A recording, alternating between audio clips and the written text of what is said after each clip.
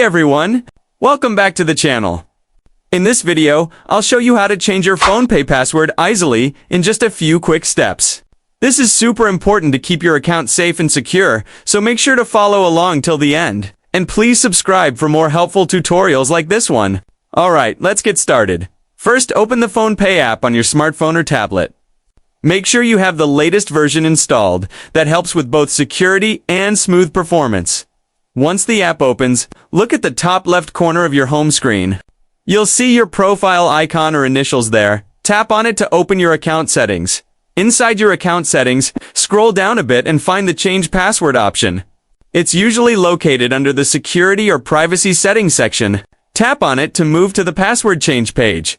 Now, you'll need to set a new password. Choose something strong. Combine uppercase and lowercase letters, numbers, and symbols to make it extra secure.